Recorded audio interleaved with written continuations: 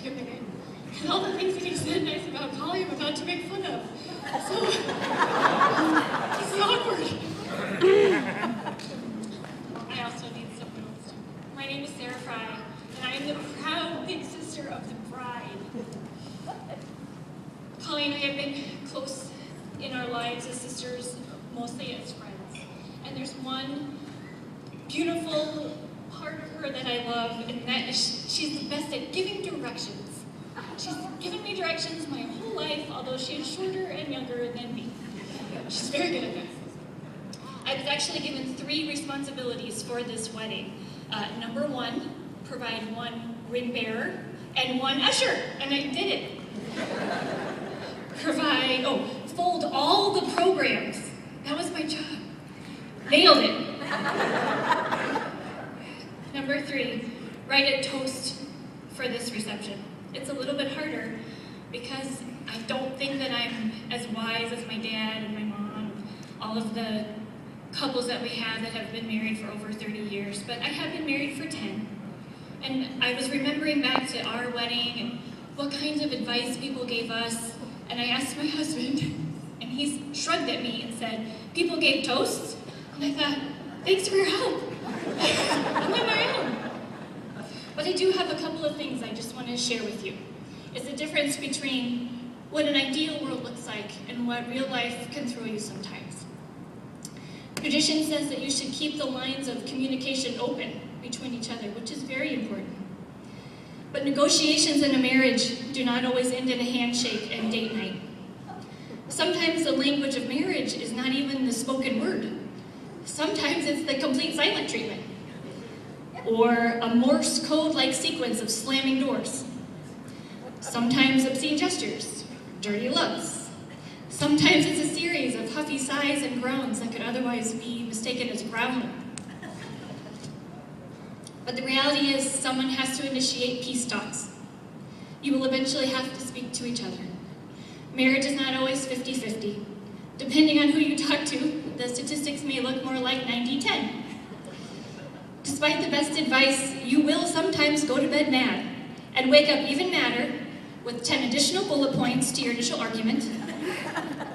But you have to remember that it's not always getting your way. It's about working together. You should also respect each other for who you are.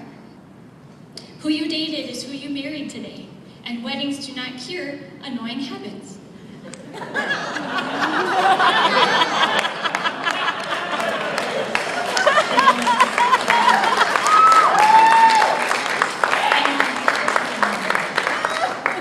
The key is acceptance and forgiveness. My advice is, on this day, think of 2 annoying habits that you have in each other that make your blood pressure rise, and just pre-forgive them from this day forward.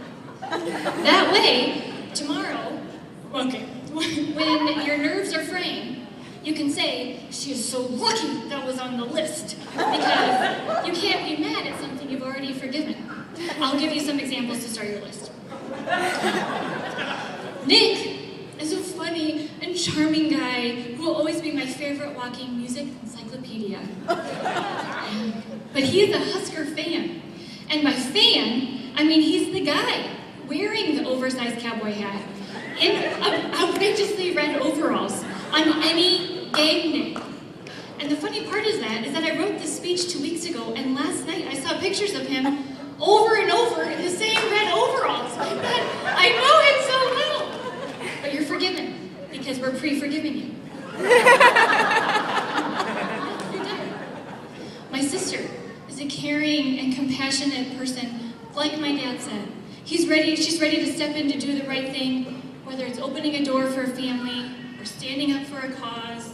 She'll be right there, in the thick of the action, ready to share advice, or friendly criticism, or mean criticism, if that's what the situation calls for. You're forgiven. It's usually mean when it comes to me, so I forgive you. My husband says like being with Colleen is like sharing a foxhole with someone who's braver than you. In other words, Nick, if she's got an idea or a grand scheme to right the world's wrongs, you're either on board on her side or out of town. Stay on the right side. Lastly, and most importantly, and this is my thing I live by every day, is that a marriage that laughs, lasts. Laugh with each other, not at each other. Or at least with each other and other people. Laugh because Collie will always have a random health issue. And I know because she calls me.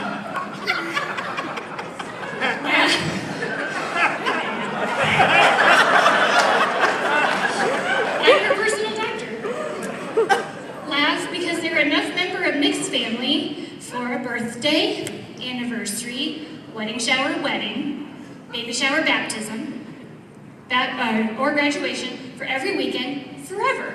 You will never have to cook on a weekend. Ever.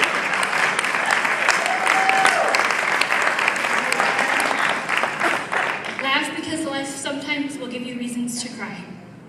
And you have to remember that you know how to laugh. I wish you a lifetime of love and happiness and laughter. Congratulations.